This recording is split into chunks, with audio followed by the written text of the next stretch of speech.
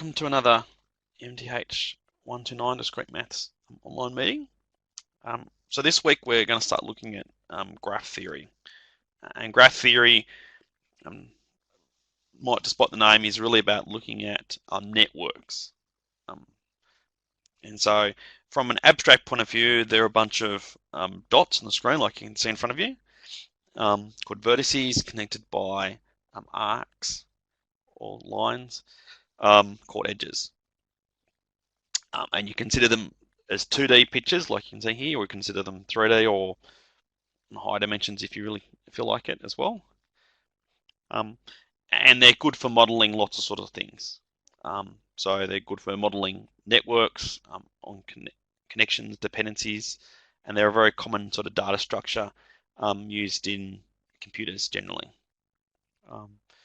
and for project management and many other things too. So we're looking at them from a much more theoretical point of view in this sort of subject, just give you the common basis for the language. So to begin with, I want to look at the language we want to use to describe them, but they are important data structures, so I'll mention some as I go through, and I have been in lectures too. So I'm just going to go through some of the questions from the first tutorial, or the tutorial on graph theory here, which is mostly just firing questions at who's here. So I've got three graphs. So 1, 2, 3. So just look at the first graph for the moment. So I want to classify all these different words. This is mostly just a test on what the words different mean. So I want you to have a go at typing some things in here, Dylan, if that's okay. So for the first graph, just do 1. I want you to work out if it's simple or multiple. So just do 1s or 1m, etc.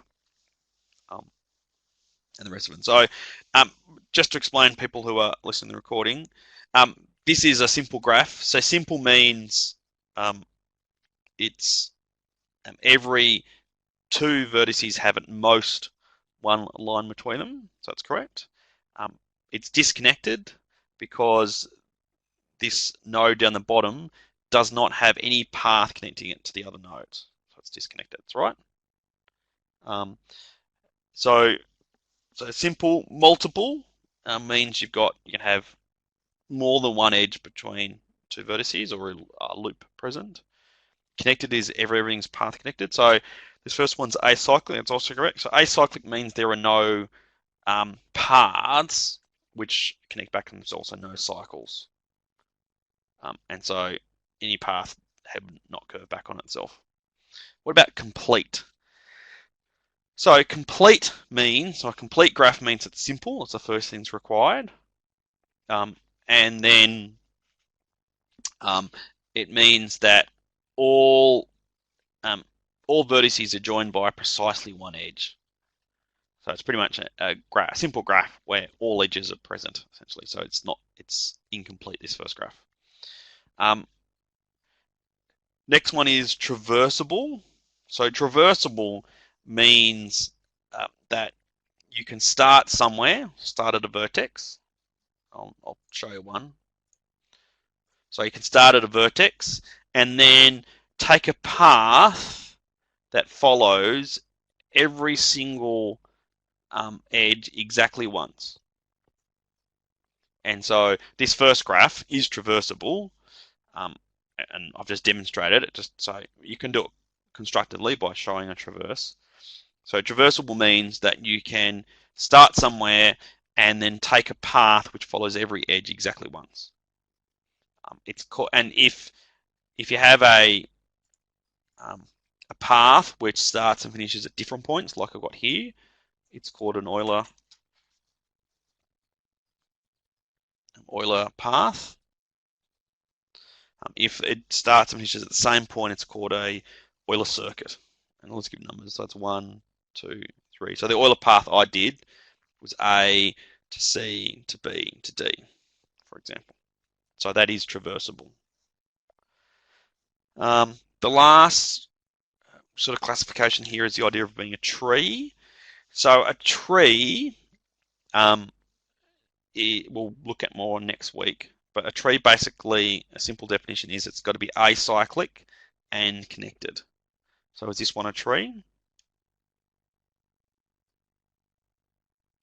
And so this one here really is, it does have a special name.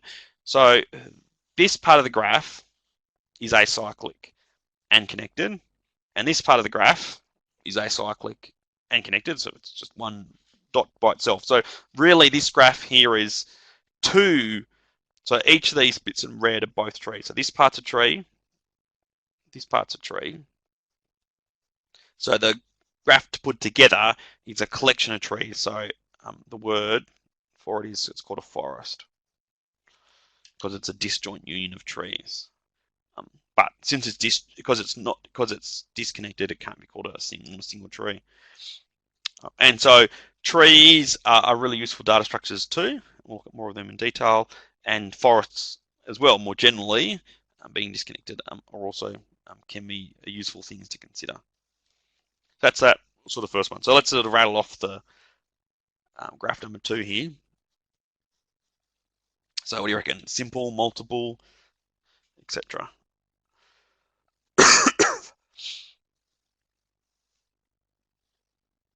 Yep, so definitely simple again. So every vertices have one at most one edge. It's connected, so everything is path connected. Yep. It's incomplete because there's some edges that are missing. Yep.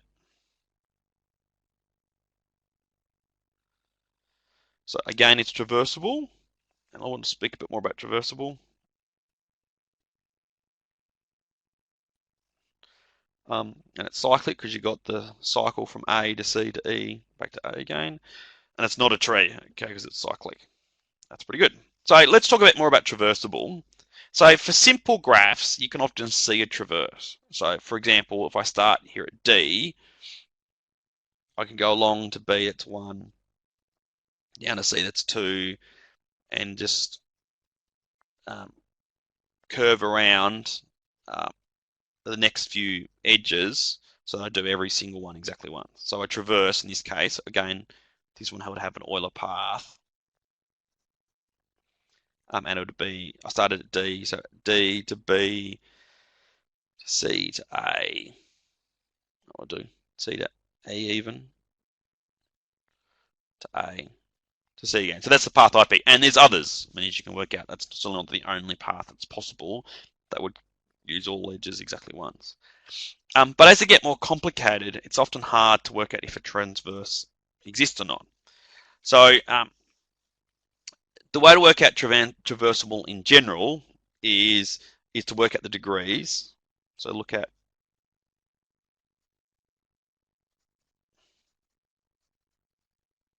degrees of the vertices.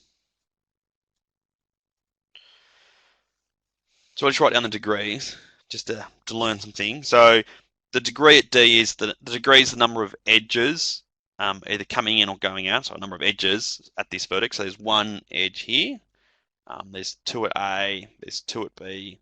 1, 2, 3 at C, and 2 at E. So you can see they're my different vertices. They're my degrees. So 1, 2, 2, 3, 2. So if they are all even, that implies that it's traversable.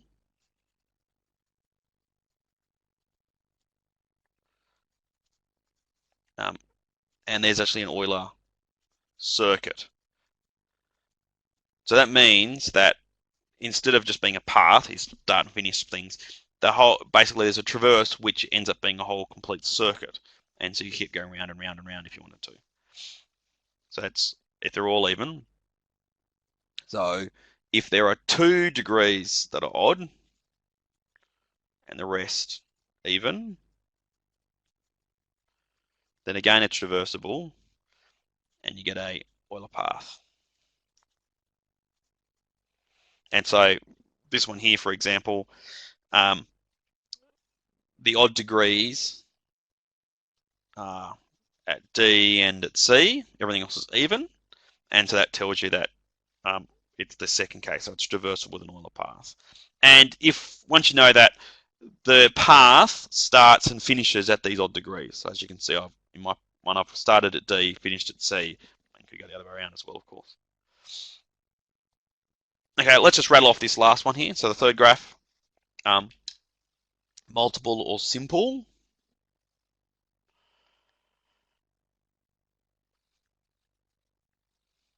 Yep, multiple because there's the two edges from E to C. That's right. Connected, disconnected.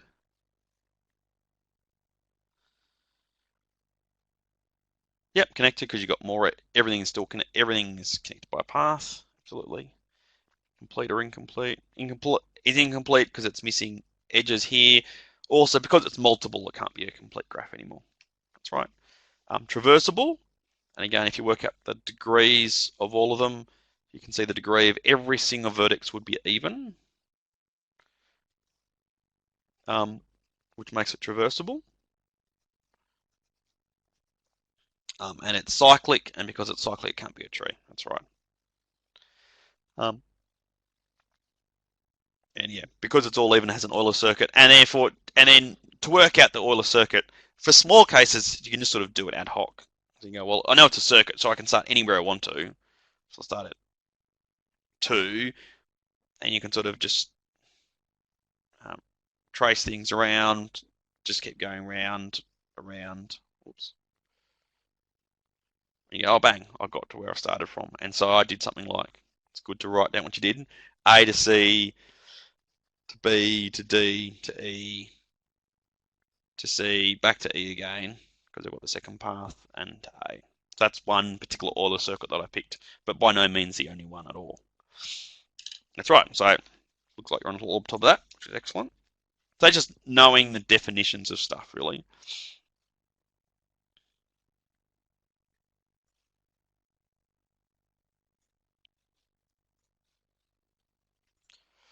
Okay. So the next one here are 5 graphs. Let's just number them. So 1, 2, 3, 4, 5. So we want to talk about which graphs are equivalent. So the maths way of saying graphs, things are equivalent is called them isomorphic. Isomorphic means you can morph one or change one from one to another, and so they're the same. And so an isomorphism means you can't break edges or add edges. That's not allowed, but you can sort of move the dots and edges around on the piece of paper. So out of these 5 pictures, which ones do you think are isomorphic or effectively the same? Okay. So the first group is 1, 2, and 5 are the same. And you can see, for example, from 1 to 2, you could just flip these internal ones around, and you get it from 1 to 2. And this one really is just moving this square at the front to the middle. So they're all isomorphic. And so that shows, for example, that this picture, which is the cube here, is isomorphic to this form. And this sort of form here shows you that you can draw it without crossing any edges on a piece of paper. So that tells you it's called a planar graph.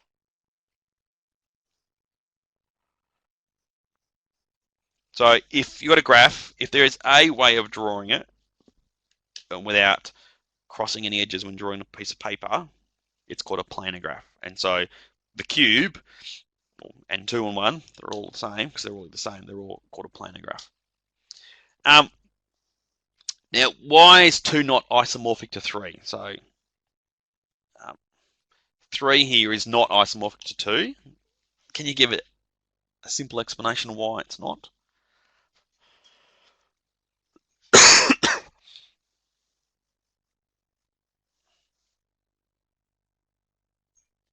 Yeah, and that's the reason. So there's got one too many edges, and so they can never be isomorphic if they have a different number of edges. That's right. What about 4 here? So 4 again has an extra edge. You can see around the outside here. So 4 can't be the same as 1, 2, 5. Are 3 and 4 isomorphic, or are they different to each other? What do you reckon? Okay, well, they actually are isomorphic. So I can just try to explain that.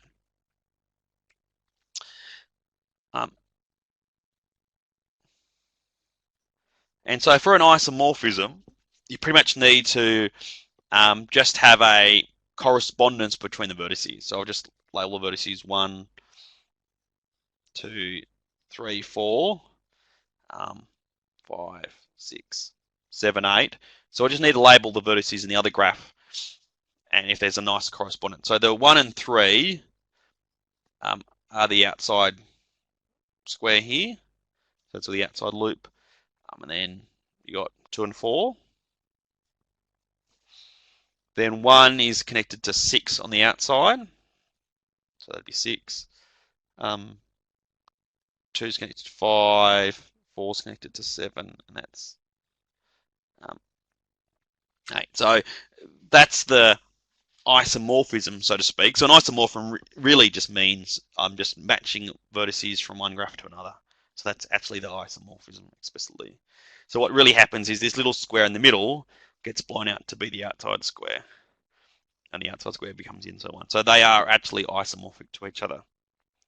And so sometimes it's hard to see because there's been lots of movements around, but they are equivalent to each other. So that's looking about thinking about equivalent graphs. And so you can move them around. And so at the end of the day, we only care about if they're equivalent or not. And in terms of computing, often the graph is a data structure inside the computer. Well, we're not actually drawing on a piece of paper. All the computer thinks about is it's got a bunch of vertices and just some things are connected. And it normally doesn't have to even worry about drawing them for that matter. Sometimes they do, like in Excel. Excel has dependencies, which is a directed acyclic graphs, and so you can draw them if you want to. So you just show me dependencies, and it draws a graph for you. But for Excel, the vertices are quite clear; they're just the different cells in the spreadsheet. But often we don't have to worry about precise forms.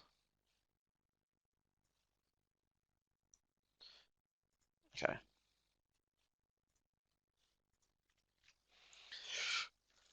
Okay, let's just have a go, and I'll have to do this one. A bit hard to type these things. So we're going to consider the complete graph with 5 vertices. So I've got 1, 2, 3, 4, 5.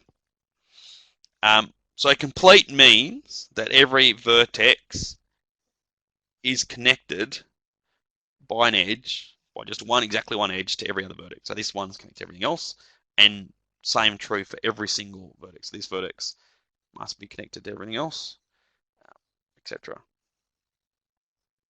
So this is the complete graph with 5 vertices, and they use K5. I don't know why K, to the truth. Has a complete graph with 5 vertices. So that's what it looks like.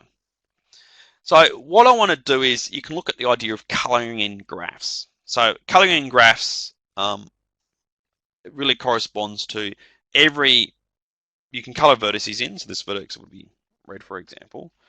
You've got to make sure that adjacent vertices, i.e. ones which are connected by an edge, have to be different color. So this one here is adjacent to the red one. So I have to color it different, etc. So how many different colors am I going to need to color in this complete graph of 5 vertices?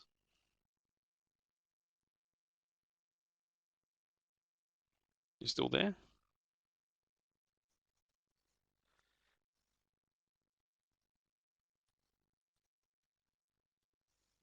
That looks funny that way. So my different coloring in. So basically, let's do it black to make it more distinct. Okay.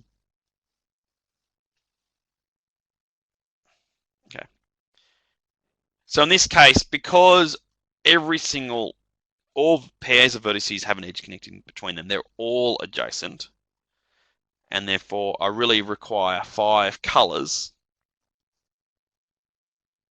to color this graph in. Now, why would you ever do coloring graphs? It just seems like some silly problem. And the reason is, if this represents a map on a piece of paper, or you want to make it easier to display, of course, but also the idea of coloring in stuff is important when you're trying to work out a timetable. So a timetable problem really is it corresponds to coloring in a graph. So the colors correspond to different times in the timetable. So the different dots correspond to different subjects. Oh, there you go. Thank you very much for that. So although it's Prussian, And in Prussian, complete begins with a K. There you go. Thank you. Um, so in a timetable, different colors correspond to different times, and so you want to make sure that two subjects would be adjacent in that sense if there's a person doing both of them, and you want to have them different colors. So it's like, although coloring might seem a little trivial problem, it's actually a harder problem when you first think, and also quite important ones for doing scheduling, etc. So there is a theorem though called the four-column theorem, which states that under the right circumstances, you should be able to color in a graph using only four colors, at most four colors. Sometimes even less. At first glance, this does seem to like a contradiction, like we've put five colors down. So it's not really. So what are we missing though? Why is this not a contradiction for the four-color theorem? Do you know? Bit of a trickier question.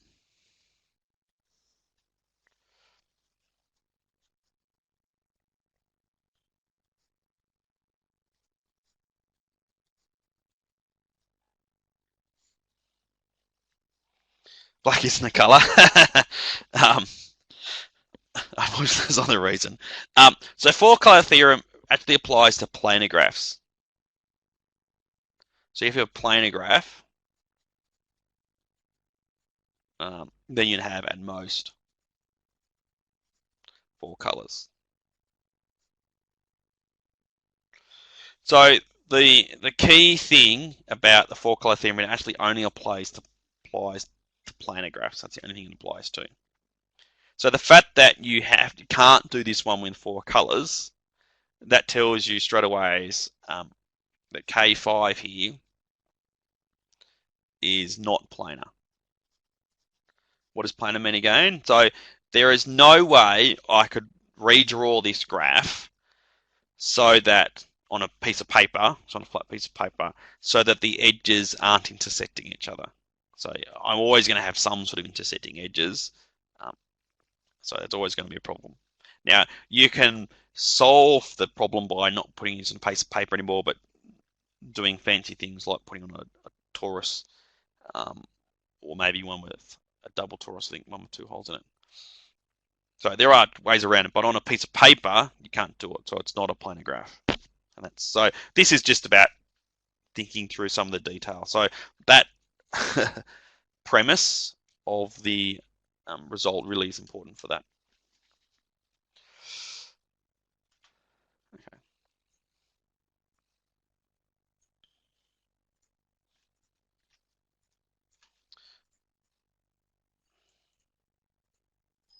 Whoops.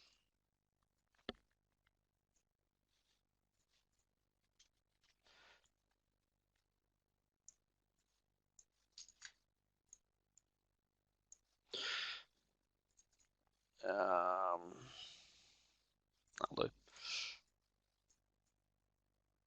Okay, so this is a picture here of an octahedron. So an octahedron pretty much is a square pyramid, just my square pyramid on the top, and then another one upside down to that, and then just gluing them together. So this is the picture. So octa means 8, hedron means faces, so it's an 8-faced 3D solid, essentially. Or 3D, actually it's a surface, so 3D surface. So a surface and sitting in 3Ds. So questions are, what is the Euler characteristic? So the Euler characteristic, written as chi, which is the Greek letter for CH. So you see the word school, for example, or chi is in Xmas, so it's the CH in for Christmas abbreviation. It's the number of vertices minus the number of edges plus the number of faces.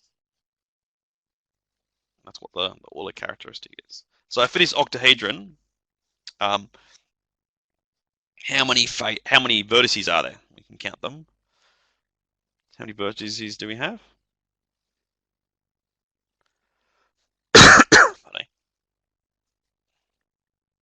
6.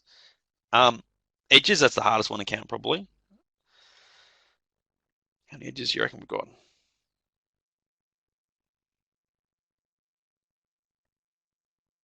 12, yep. And faces?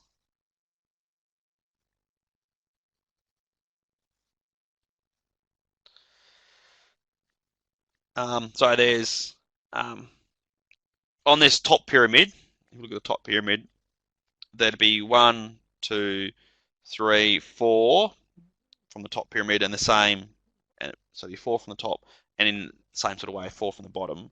This square that joins the two together basically gets glued together and disappears, so that one doesn't get counted. So there are only 8, so 4 from the top, 4 from the bottom. So this one in the middle here is not on the outside of it, so not considered a face. So if you do that sum, 6 minus 12 minus 6 plus 8 gives you 2.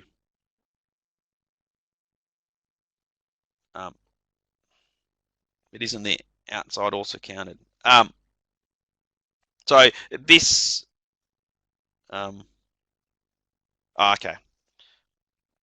I'll get back to that. I know what you're talking about. So this is looking at as a 3D shape, and I get what you're talking about, and I'll get to it. So the fact that this Euler characteristic is 2 tells you that this particular solid can be thought of as being a planar graph, or another way can be thought of as being sitting on the edge of a sphere, which means I can draw it on a piece of paper without any overlapping edges, which it currently does. So if I draw the inside, if I draw the 4 edges of the base of the pyramid, the top pyramid, for example, would look like that. And then I could draw the bottom pyramid, which is a dot over here, with everything else connected to it. So this here is an isomorphic form of this octahedron over here. And if you wanted to, we can count the number of faces. So there's 1, 2, 3, 4, corresponding to the top pyramid. And for the bottom pyramid, we have 5, 6, 7. And as you correctly say, we also need to count the outside one, which would be 8. So the 5, 6, 7, 8 would correspond to the 4 faces for the bottom pyramid over here. And so you can see that in this planar form, we have 8 faces. And the reason why you count the 8, as you correctly say, is because although you say the word planar graph, they really should be called spherical graphs, because we really are drawing them on a surface of a sphere, essentially. And so that's the back end of the sphere is what we're thinking of it as. So that's why the difference in numbers. So that's our Euler characteristic. You can do other things with graphs, in particular planar graphs. You can do what's called the dual graph. Dual graph. So the dual graph pretty much means for every face of the original surface, make it into a vertex. So there's a for the back triangle, there's a face up here. You can do it in the midpoint of it if you wanted to. But yeah, so you got one face at the bottom, one on the side, and one at the bottom, and one at the front here. So you got 4 faces on the front, and on the bottom one you've got another 4 different faces. So basically, I've swapping the faces for the vertices. Now, if 2 faces have an edge in common, we'll join the dots up. So this front triangle here and this side triangle here, for example, share an edge in common, so we'll join them up. And the same thing. So the four at the top all get joined together because they all just share or touch each other. And same with the ones at the bottom here, they all touch each other. And then likewise, these two front triangles here,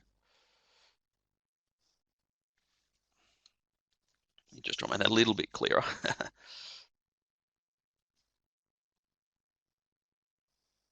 So these two front triangles here are also touching, which would mean that we have to join those ones up. And in a similar sort of way,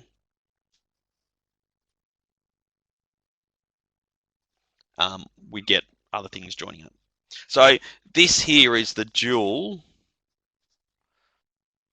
of the octahedron. So this is the octahedron, and this is its dual. What would you call that? Depending on how I've drawn it, which is very well, admittedly. What name would you give the dual?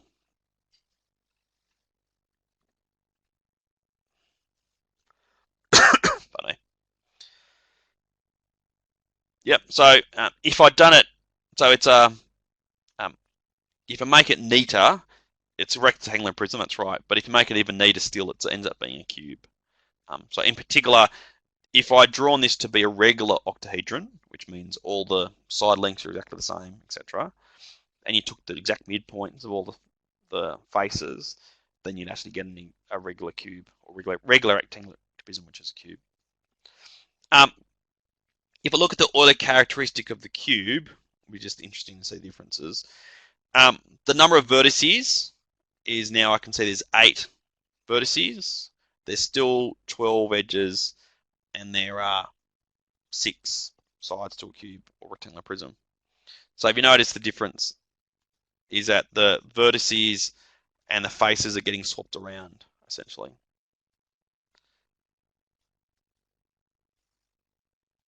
And the faces and edges are getting swapped around. Faces and vertices are getting swapped around again. So you can see the Euler characteristic of the dual graph is the same as the original graph. So you can do lots of these. There's lots of stuff you can do with graphs, which is what I'm trying to say here. So, and there's lots of interesting things about geometry you can do with them too, which is what that one's referring to. Okay.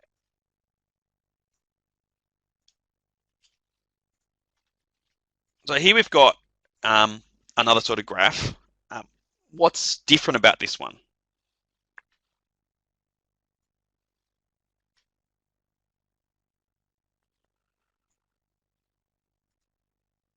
Okay, that's right. So it's a directed graph. Oops.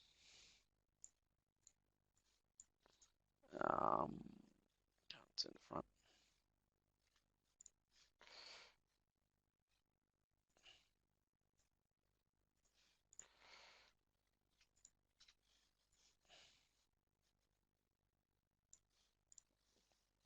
Okay, so it's a directed graph. It's commonly called digraphs for short. And digraphs have very similar sort of properties. So let's just muck around with some of them, sort of thing. So with the labels. So for directed graphs, essentially it's just a graph, but with arrows on all the edges. That's the main difference to it all. And so in sort of talking about the degree, which is the total number of edges, we talk about the in degree and out degree.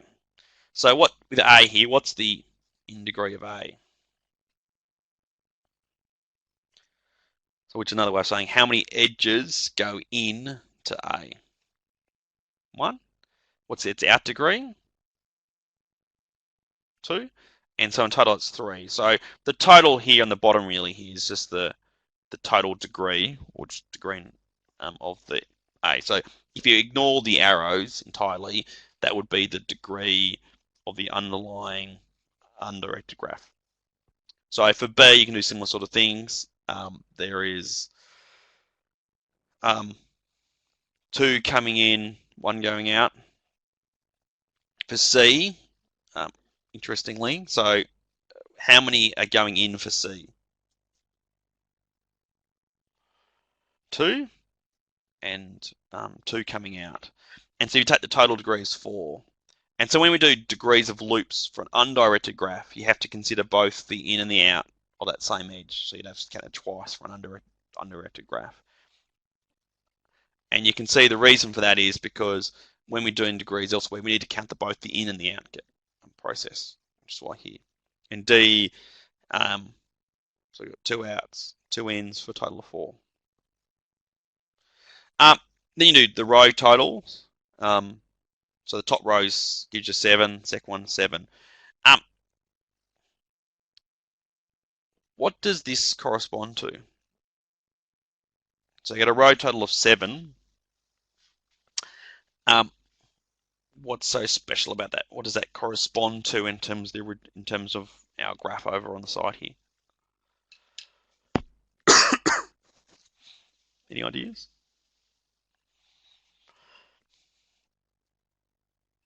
So, I mean, the one thing to notice is the in degree and the out degree are the same.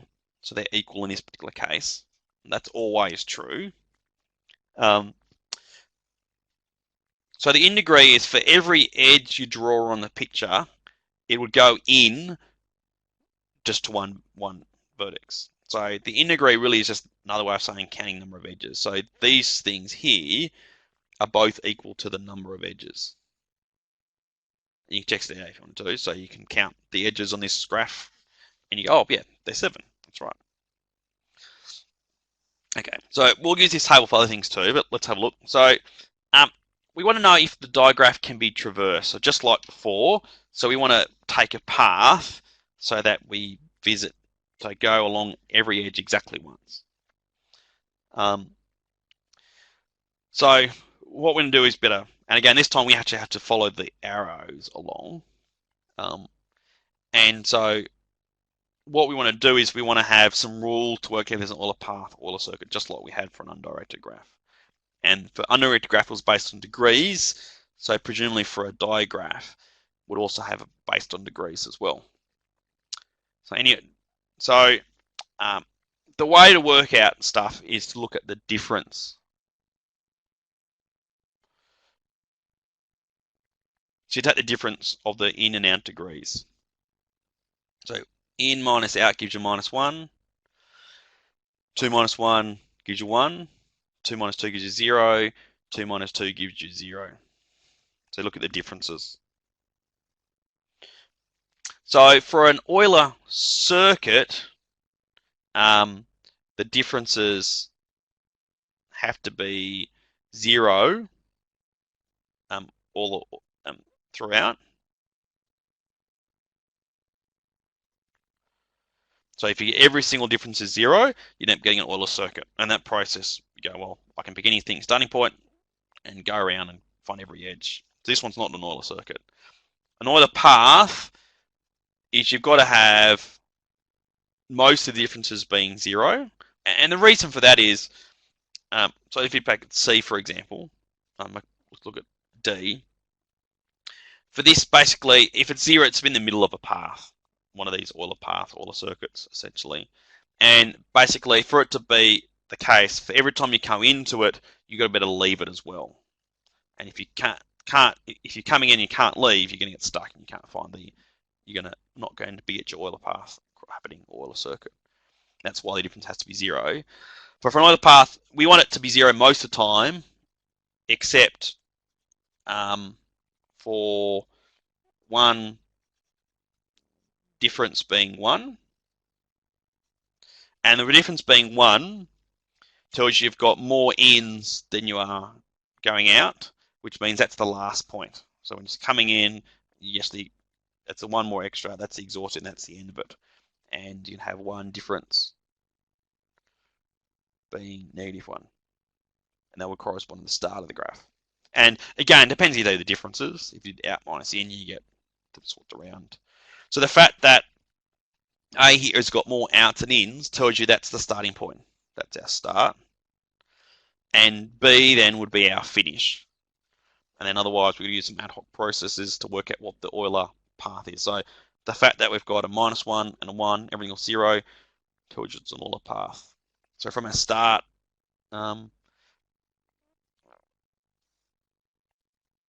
just have a go, really. So I try 1, 2, 3, say 4, 5, 6, 7 would be a transverse which covers goes from start, goes all the way down to the finish. And I said that's certainly not the only way of doing it, but that's one way of traversing it. And so using these degrees to check for it is handy. And you certainly notice that more as the graphs get more complicated, just having some very simple rules to work out its traversable is helpful. So although you might be able to work it out explicitly for these sort of graphs quickly, as they get harder, falling back to degrees is really helpful. So one other thing I haven't mentioned is adjacency matrices. You can do them for undirected and directed graphs. So let's just get some space here.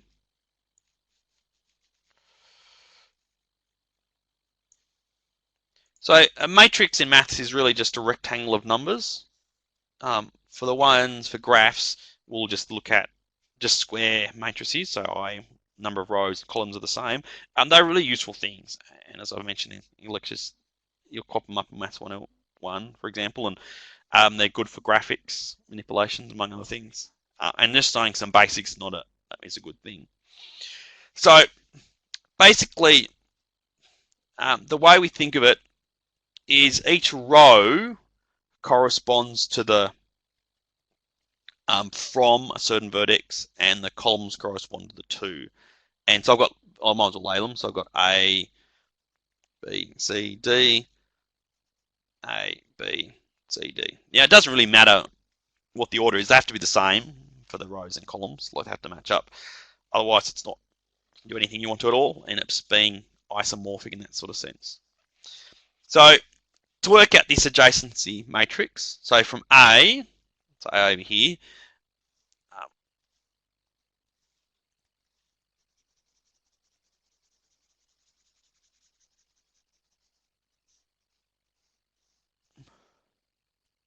so from A over here, it sends one path to D, one path to B, nothing to itself, and nothing to C. So that's sort of what the number of edges from A is. B, for example, would send 1 to D, that's it. So everything else is 0. C would send 1 to itself, that little loop, 1 to B, nothing anywhere else. And D basically sends 1 to C and 1 down here to A, and that's it. So that here, this is the adjacency matrix for this directed graph. Now, for digraphs, it's common to see that it's not symmetric. So symmetric, we have a diagonal here. So this is always, so for matrices, the diagonal is always top left to bottom right. That's how it always works. And so sometimes they're symmetric about this diagonal, which means the first row and the first column look like the same. The second column and the second row look the same. That's what symmetric means for matrices. So this one's not symmetric because you can see that going along this first row and down the first column, you get different numbers. So it's not symmetric. And for digraphs, that's commonly the case. For undirected graphs, they're always symmetric. So if you work out the row sums, for example, you're getting 2, 1, 2, 2. You notice that these correspond to the out degrees on the top here. So they're all the froms or the outs. Whereas if you do the column sums, you're getting 1, 2, 2, 2, and they correspond to the in degrees. So they're all the arrows that are going to somewhere or into it. And so this adjacency matrix really just contains even more information, just degrees and out degrees, etc. And so the total of either of them would be 7, like we've seen from our graph above. So this is the adjacency matrix, and we commonly call it M. So M for matrix. Not very radical in the thinking that one there. And so M corresponds to the number of paths of length 1 from a place to a place. So you can work out other things. So you can do m squared, which I'll do in a second, ends up being the number of paths of length 2 from a place to a place. And so if you want number of paths of length 2 or 1, the way to do all is just plus. So m squared plus m would be the number of paths of length 2 or 1, for example.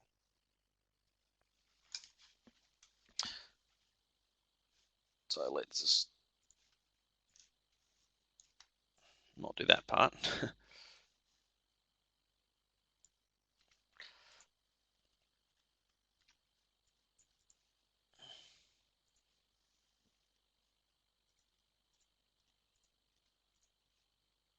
Okay, so this is our matrix. Let's just pull the numbers out from the front of it.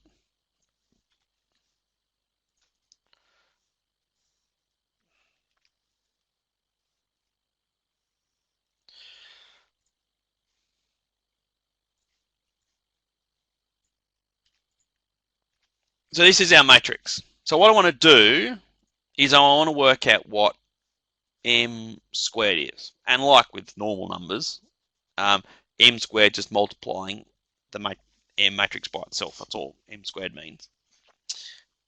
So the way to multiply matrices is not obvious at first glance. I mean, you can see there's some nice uses for it, but certainly it's not obvious. So adding matrices is straightforward. It's probably what you expect it to be. Multiplying is not. And so the way to multiply matrices really involves writing down the first one, so this is m down here, and the second one, and order makes a difference. Order really makes a difference, is important. Not for squaring, but for other matrices, multiplication in general. And you're just going to put one down the bottom, one up standing, and then the answer would be down in the space you leave behind. And the way you multiply matrices is you're going along a row and down a column. And so for every row and column combination, so I'll get 16 different numbers here. So every row and column combination, I'll get exactly one number. So I have 16 numbers. So I have to do this whole thing 16 times. So to work out, let's pick one that's a bit more interesting perhaps, which is not many of them. So it's picking this one here for the moment, just pick the top one. You're going along the row, multiplying the matching numbers up. So you multiply 0 and 0, which is nothing. You'd have 1 and 0, again nothing.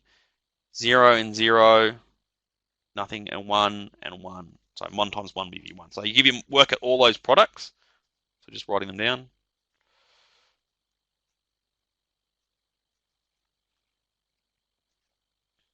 And once you got all these products,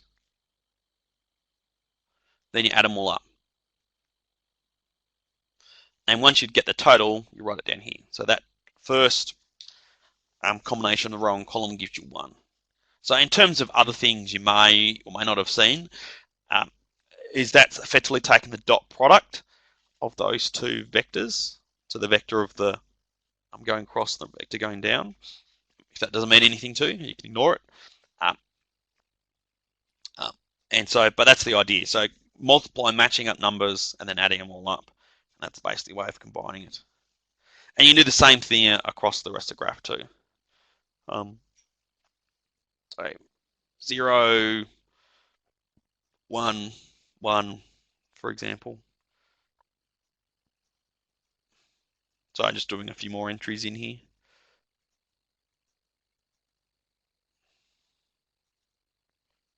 Okay, so let's just looking at, so the most interesting one is this one here. So let's just have a look at that entry. So that would be going along this row and down the matching column. So it'd be 1 times by 1 plus 0 times by 0 plus 1 times by 1 plus 0 times by 0. And if you add them up, you get 1 plus 0 plus 1 plus 1, so it's 1 plus 1 is 2. And so you can see, it's all in this case, the arithmetic isn't difficult at all. I mean, it's not that hard. But you're doing lots of it. And so you can see I had to work out 16 different numbers, and each of those numbers required 4 multiplications and 3 sums. So 7 times 16 number of arithmetic calculations. And so in this case, they weren't just bad, just zeros and ones combining. But you can imagine if they were other sort of numbers, so if you had a multiple digraph, where you'd have high numbers cropping up, or lot less zeros, you can imagine that there's a lot more calculations. Again, still none of them that difficult in and of themselves, but the fact you're doing such a large number of them means it's easy to make mistakes. So you've got to be careful with it all. So this matrix down the bottom here is m squared. So that corresponds to the number of paths of length 2. So if you look at this 2 here, look at what it means. We said that's the last row, so it's the row corresponding to D, and the columns corresponding to B. So that says there are 2 paths from D to B of length 2. If we look at the picture, so from D to B, there are 2 paths of length 2, and I can see one of them. So one would be from via C, and the other one would be via A. So you can see there's 2 different paths of length 2 from D to B. And then the other things we're showing is that some other cases have 1 path of length 2, some have none at all.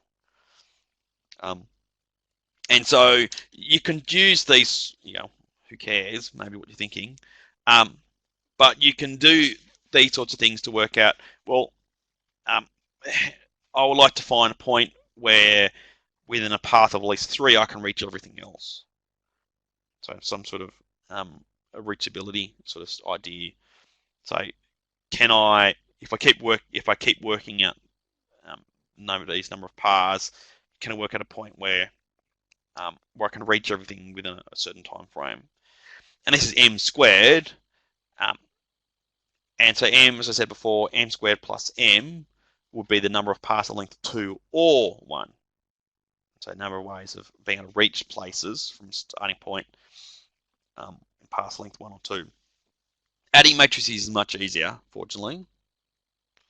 A lot less work. You just basically match up, multiply matching numbers. So I'm using black here. So this is m, that's m squared. So just add up matching numbers. So 0 and 1 together will give you 1. Next sums will be 1 and 0. Adding up gives you 1. 0 and 1 gives you 1, etc.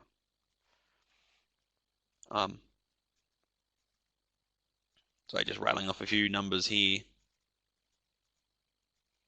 So I mean, again, you need to practice this yourself. There's no point just copying down what I'm writing down. You have to try it for yourself. But it's not a bad idea to, if you're watching the recording later, just to pause and just try it yourself, see if you get the same answer. So this says that the things that are most interesting, I reckon, is these 2 zeros. So it says to go from B to B, there is still no, B can't reach itself with a path of length 1 or 2. It just can't do it. And C can't get to A by any path of length 1 or 2. So those 2 things are still impossible to do.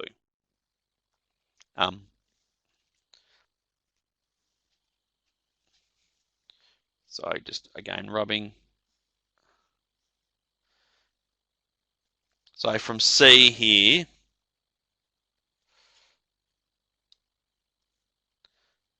I can see. So from C to A, there is no path of length 1 or 2 to get from there.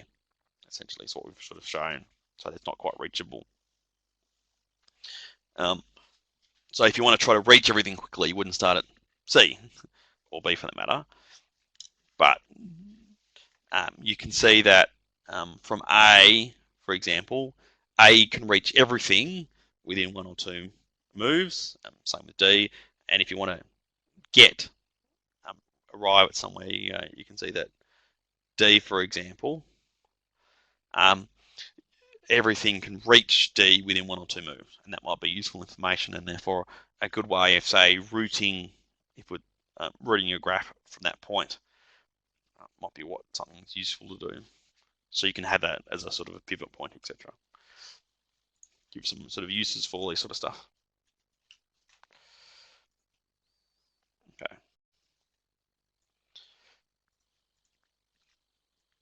Last question I've got, unless you've got any questions you want to fire away, and that is, if I know the adjacency matrix, then I actually really know what the graph is, up to isomorphism, that is.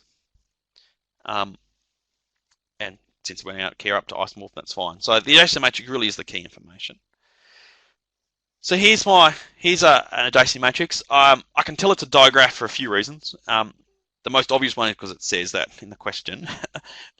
The other reason why you can tell it's a digraph is because going along this first row and down this first column, you're getting different numbers. And that tells you it's not symmetric. And so a symmetric adjacency matrix only, symmetric, let me say it again, undirected graphs have to have a symmetric adjacency matrix. Since this is not symmetric, it can't be undirected, it's really got to be directed. The fact you're getting numbers greater than 1 there tells you it's a multiple graph. So multiple things present. If there's zeros, if there's any numbers on the diagonal which is not 0, it also tells you that there are loops present. So a loop is just a little circle at one particular vertex. So the way to draw this is really just to start with our 4 ends. And so I'm just going to label them A, B, C, D. And it's isomorphic, and so you can pick them in any order you want to at all. I hope I've done it the way that doesn't make the graph too bad looking.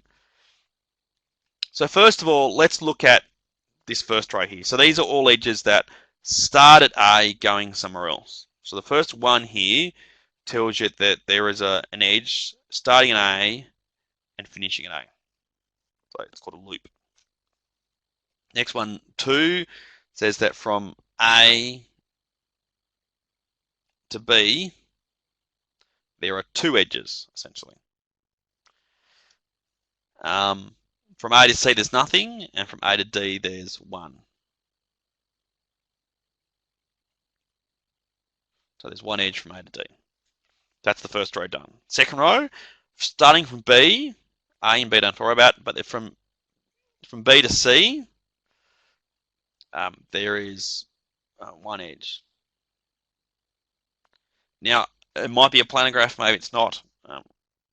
We'll just, but for simplicity, let's just cross the line, it's okay. Then from B to D, there are 2 edges. So I just draw them both in. And then you have to go to the third row. Third row from C to itself, there are, sorry, from C to A, I should say. From C to A, there are 2 paths. From C to B, there's 1. So going back the way we came. From C to C, there's 2. So there are 2 loops at C. So there's 1 here. There's a big one. That's the 2 here. From C to D, there's 1 path. It's getting messy already, isn't it? And the last one, from D to A, there are 2 paths. So going around this way and around that way. From C to B, no, sorry, from D to B, there's 1 going back, and the rest is 0. So that's my graph. So by just carefully going through it, you can get my picture. And the hard part with these, particularly with directed graphs, is making the arrows clear, which I'm not convinced I've actually done that properly. I've succeeded with that. But that's basically, so that's my diagram. Now you can see there's actually quite a lot of edges there. And so the question is it traversable? And you're going, well, the previous sort of ones you could sort of just do by squiggling around. You go, oh yeah, I can just see how I might be able to draw a traverse here. And you go, This time it's not really so clear. And so using the fallback of the degrees would be really helpful here. So do you think it's traversable? So because it's a directed graph, you really have to look at the in and out degrees. So the in and out degrees really are the totals here.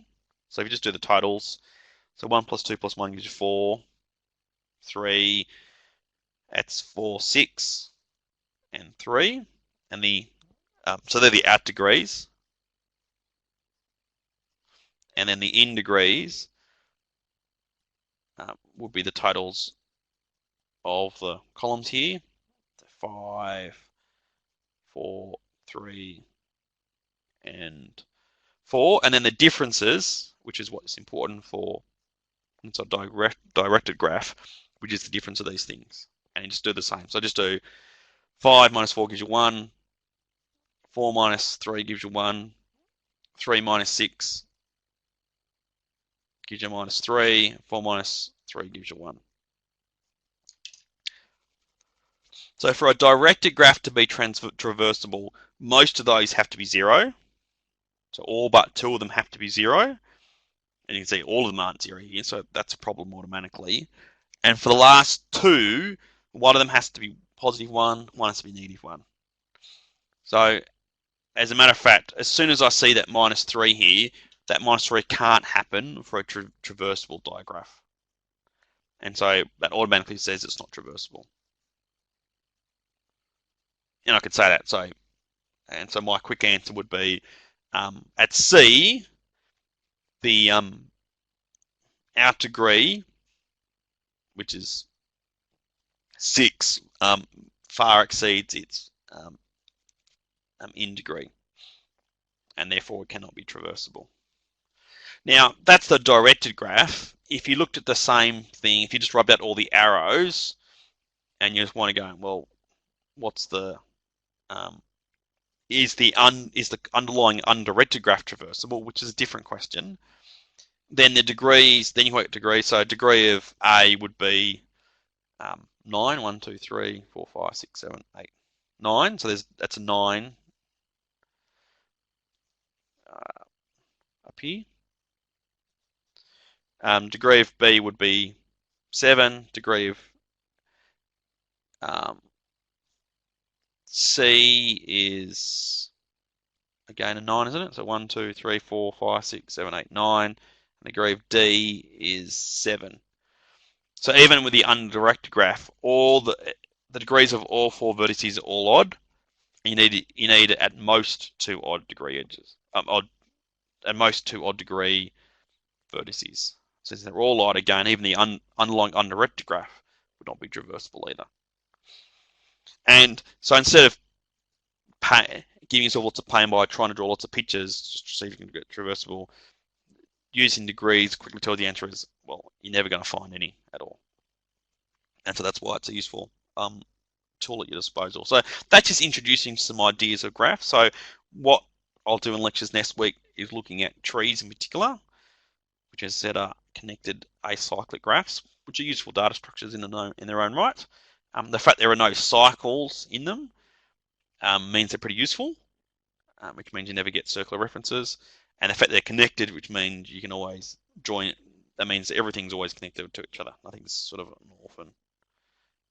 So both properties are pretty useful. And also we'll look at weighted graphs. So weighted graphs is when you start putting numbers on the edges. And that will help you. That means you've got a multiple graph with lots of edges. You can start going, well, I think that one's better than that one. So you can start doing optimization sort of problems, like trying to find the shortest path, or trying to find maximum flow, or the minimal mean tree. So there's some key algorithms which are really important things, but we'll look at those next week. Just before I go though, any questions? So Dylan, you've seemed to be most on top of it, which is awesome. But I did some other things to help out other people as well. But if you've got any burning questions, fire away. And if you've managed to watch the recording all this far, well done. And if you still got questions, fire away via email or on the discussion board, be good too. Otherwise, thank you for your time. one way or the other.